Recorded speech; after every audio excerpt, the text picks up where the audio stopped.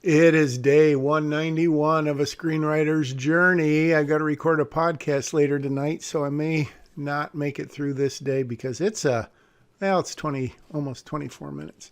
Yesterday I spent very little time talking about the script, and frankly, for good reason. Um, it's so weird, and I've mentioned this several times before, that in the present day, March 17th, I've been doing very little writing in the past week, probably, or at least 4 days. I've been doing some work on the story in my story document, but not a whole lot in the script itself. And there is that school, of which I'm typically a member, that says you need to write every day. And then, even if it's crappy writing, they say crappy writing is better than no writing. And I definitely think that has validity, especially probably in your first 20 years of writing, or maybe 10 scripts or 5 scripts or something, where you just really have to get it. And I'm not saying that after more than that many years and way more than that many scripts, I don't know how many I've written, obviously, other than the ones I've made, and one partially for hire. None have been made or bought, I should say. But so I'm not saying that I am an expert and all that stuff and whatever, but you do sort of get it in terms of how to write and the discipline of writing. And I'm never worried that I'm going to lose that discipline and, suddenly not be able to construct a scene or some dialogue or something like that. But I did feel like I was getting to the point of diminishing returns, just plugging away and just plowing through this and just trying to make something work. And it just wasn't working. I mean, it's closing in on 200 days of actual writing, and that doesn't include the days off for good behavior. But I think I started working on this in April of last year. And so when I get to April of this year, I'll probably it'll be interesting to see, probably, well, I don't want to give it away, well over 200 days of writing. So from that standpoint, you can't say that I haven't been writing. But have I been writing good? Have I been writing productively? Have I been writing smart? Or have I just been writing? And so that's something that I've been thinking about over, as I said, the past week. And that goes hand in hand with just not, every time I think I'm going somewhere, I just read it back the next day and I don't like it, or it's just not working. So I have been trying to kind of streamline what I'm working on and the story, and just, does it really work? And so I'm going to, probably this Saturday, I'm going to give it a go, and I don't know when I'll do the voiceover for that. So in a way, as I look back on these 6 weeks ago, basically, a little less than that, I'm just wondering how much utility there is in me commenting on this. And as I've come to the conclusion and shared with my growing audience of 0 people, probably the only utility is if, in fact, this script gets sold and made and people go, wow, I'm so interested in knowing how that happened. But when you think about it, of all the scripts that have been written and produced, and whether they make a good movie or they just make a movie or Academy Award winner or Emmy winner, whatever, how many times have people done what I'm doing? Probably none. And why is that? Because of exactly what a lot of people have pointed out. Who really wants to hear someone comment on their script? So my intent from the beginning was really, yes, it is to comment on the script, but it's not literally to, it's not like I have ever just done a voiceover and said, Jake loosens up. Lexi, sorry, I've been told my sense of humor is an acquired taste. Jake, I'll keep that in mind, blah, blah, blah. I've, very, very rarely do that. And when I do it, I just do little bits. I'm trying to give some indication of the writing process such that it is, but you could argue after 191 days, the process must not be very good, or you would have been done with this many days ago. As I thought I was on day, 100, 101. I was feeling pretty good. And it would really be ironic, and it would really be a knife to the back or to the front if, when this was all over, the conclusion was that all of this new stuff I've been working on ever since then is no good. And so I bite the bullet and submit what I had, and the guy reads it and he goes, "This is brilliant. We want to make it." And talk about bittersweet. And I'm not saying by any means that would happen, but man, that would really be crazy.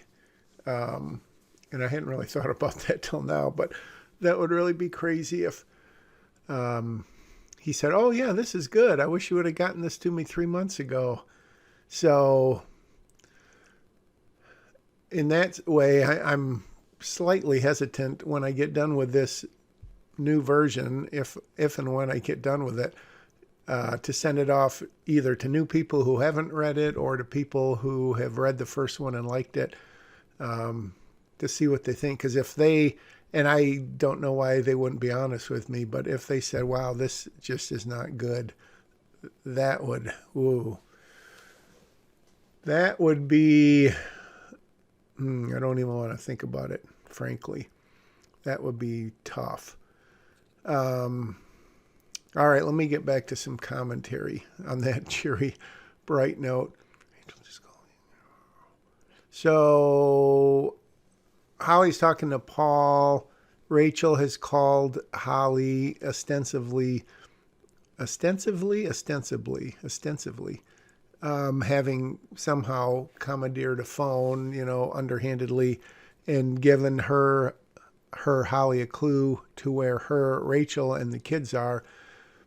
And so I think when I rewrite this part,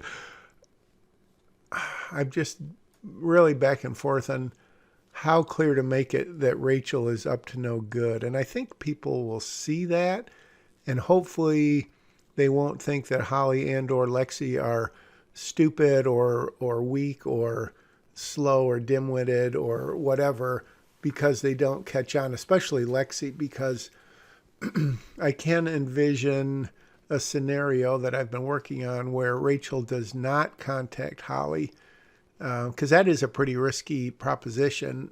My justification for it is that Rachel is convinced that she can still best Holly, and really she wants to. So in that way, she is such a psycho that she has bested her once by having her knocked out and taken Lexi. But what Rachel really wants, and I think I've said this, is to have Holly show up at the airport just in time to see Lexi get on the plane and leave, knowing that she'll never see her again. And smug Rachel might get on the plane, but she might stay there and just kind of say, "Nanny, nanny, boo, boo," because really there's nothing legally that Holly could do. And, she hasn't divorced herself from, but she's put her distance between herself and the official supervisors and directors and whatever at the U.S. Marshals Service or office. And so she really has no recourse if she doesn't get Lexi, quote, safe, because for all she knows, she wouldn't know if the dad was ultimately good or bad, and maybe he is good, and maybe he's going to take her and shower her and with goods, in a good way. And so that's the other kind of conundrum that I'm in. But I keep getting ahead of myself. So sorry, I'm just literally now looking at the script again. And so Holly is making this decision whether to take Abby and Luke with her, which again, we all know that she's going to, which is another reason I might change it up so that she really doesn't have a choice in some fashion. And I've got some ideas on that.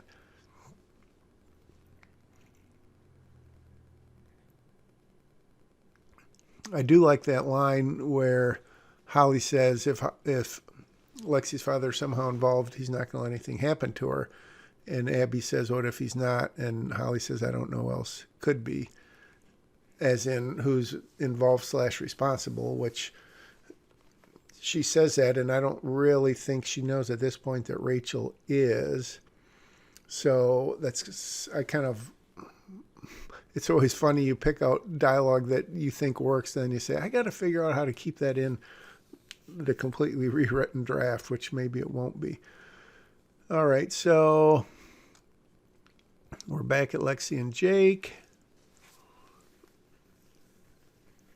And this, again, I want a little flirtatiousness going on. And again, I've had a long discussion with myself about this, of how much can you do of that in the middle of a harrowing situation. And sometimes, it's amplified and people say things that they normally wouldn't because they're just, I don't know, in this case, if they're afraid they're going to die or something is, really bad's going to happen to them. So this all comes out sort of like, the tragic instances where a couple are thrown together and they get intimate or whatever, and then one of them gets killed or something, and they're just doing it because their emotions are like on steroids. And it's really, I don't know if it's emotions or their psyche or exactly what, but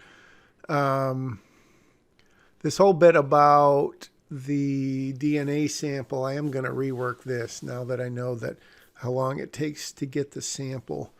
So let's just fast forward through this part. Oh, look at that. I sort of did. And this idea of a second cabin, I don't know if that's too redundant. It's obviously a different location. So I'm wondering that. Leave your comments after you subscribe and share and like and turn on notifications and watch The Key on Amazon Prime. I need to check that to see if anyone's watched it lately. Uh-oh, my trackball battery level critically low. That's funny.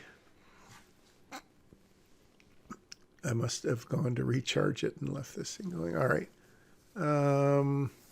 So I just feel like I'm repeating myself because I just keep rewriting these scenes and just trying to make them just right. And when you get into story, which I thought was going to be simple, that was my mantra from the beginning of keep it simple, stupid. But as we all know, it hasn't. And so when you get into situations where you're trying to give just enough information out without giving things away, while letting the audience know stuff they need to know, while letting the characters know, while also confusing the characters. In this case, Rachel is pulling the wool over Lexi's eyes, as I've said, and really everything that she says about Holly, Rachel, is true about herself. So it's one of those things in a perfect world, in a perfect script, in a perfect movie. At the end of this, it would all come together and audiences would stand up and cheer, and then they would leave the theater or their couch and they would say, oh my gosh, when she did that, what she was talking about was this. And oh, did you see that? Oh, and da-da-da-da-da. So there's definitely a lot of potential for that, but on the other hand, if it gets too convoluted and too, not really nonsensical, but it's like, why did you have to make it so hard? And when I think of, again, and it's not a good thought necessarily, other scripts that this particular producer has turned into movies, they are not what you would call super complicated. And, you can have a super good movie with great dialogue with a lot of subtext, but that doesn't have to mean it's complicated and convoluted and all that. So I'm fractionally, more than fractionally, worried about that. I guess a fraction could be anything from 1 over 1,000 to 99 over 100. So fractionally is probably not the right term, but yeah, so the whole thing of since they got the clue about Beaver's Bend, so they're going down there. I mean, how much of a wild goose chase would this be? Is the audience going to go, oh, come on, this is ridiculous? And I frankly don't have the answer to that. So that's another reason why I'm trying to come up with a better way. The problem is, they could, after they get him from the cabin, they could put him in a car and drive him straight to the airport. I think the reason they don't is they want to get out of there quicker. And so would they take a helicopter and then fly to the airport? You do not, as I think I may have mentioned, I've researched this. And if you fly a helicopter or an airplane jet under 18,000 feet, you do not have to file a flight plan. It's advised, but you don't have to. So, if they jumped in a helicopter, they could just fly off. I don't know what a helicopter's range is. I just don't picture them flying a great distance in the helicopter. So the idea is to somehow get them to the airport, and then Nick is going to meet them there. Spoiler, I'm sure I've told this before. He's going to wire money to Rachel's account. She'll get a text or, she'll get the notice. And then Lexi gets on the plane and it takes off. And whether he has proof or he could just know. Obviously, he could test her DNA afterwards and throw her back in the pond. But then, what happens to Jake and all that. So, again, I'm straying away from the script. And the reason is that I don't know that a lot of this is going to exist in 6 weeks. So they're getting kind of a barrage of information here and hopefully presented in a way that is not question, answer. You see that there's 2 lines of questioning. Luke is looking up one thing and Abby is looking up another. And so I think it works. She talks about the airport, how long's the runway, and then Abby's doing scrolling, finding out about that. And then Holly is looking at Hogan and saying, is this a wild goose chase? So he says we could recon at the airport if that's where he's flying into, da-da-da-da-da-da-da-da. So I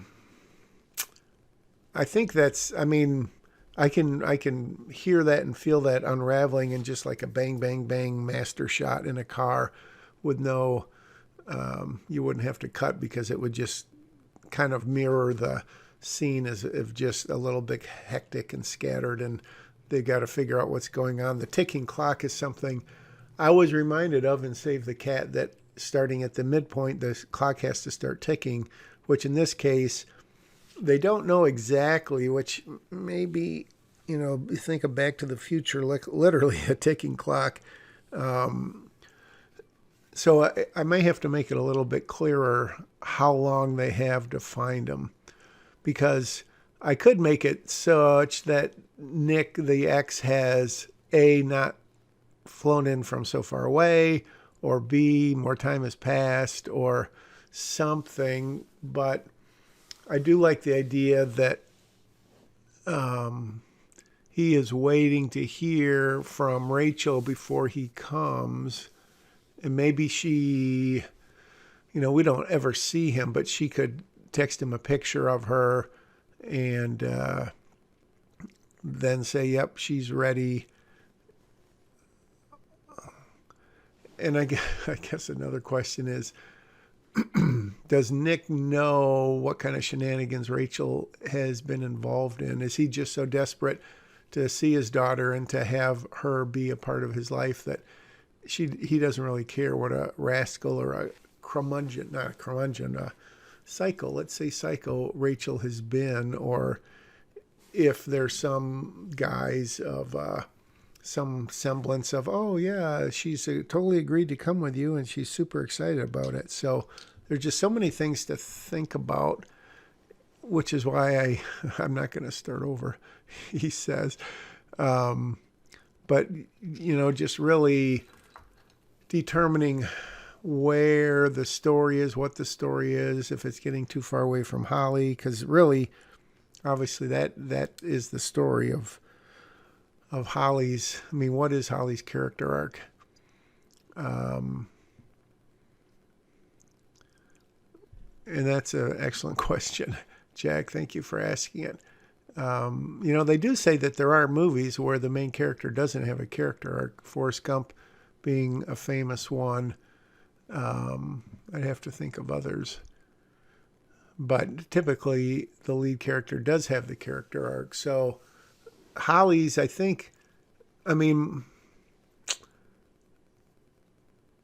this is embarrassing after this long of not being able to just spit it out in 2 seconds. But she doesn't really want to, I'm thinking she doesn't really want to get tied down into a marriage, have kids, but really that's what she's sort of treated Lexi a little bit like a kid, but again, more like a niece or something, or a friend of the family. And so that has kind of screwed Lexi up, and Rachel has not wasted, but I'm not Rachel, but Holly is not wasted all these years of her life, but she's never found anyone that she's could get serious with or marry or whatever. Maybe she will find it with Hogan. We'll find out in the sequel. So I don't know. There is still, when I think about it that way, there is still a lot of work to do on those ends.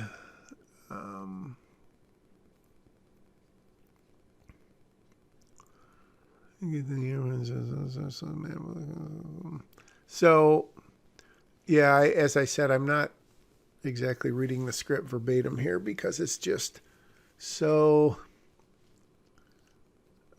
I don't know. I mean, part of me says just quit doing these. Still record them, I guess, just because I've had, but part of me is saying no one's going to watch these, which has been made evident. So why waste your time? The other part of me says it's good therapy in some twisted way. And a third part of me says you've got a podcast in an hour, so stop talking. Fortunately, this is almost over. And I hate to say that because if you are listening, it's not like you want someone who is just biding his time and is just, punching the clock and doing a voiceover for no apparent reason. I do hope one day, though, that this becomes, there's just tens of thousands of viewers. Yeah. Just joking. You know my sense of humor by now. I apparently have left the computer because it's just not doing anything. So I guess I will just end the voiceover by saying, if by any miracle you are listening to this, thank you so much. Very sincere thanks. Day 191, kind of a long day. I don't know what I'm doing, but I don't know how productive it was. Looking back, how can I call it productive when I know that, oh my gosh, now this is crazy. All right, well, I'm just going to say thank you for watching, and I'll see you again.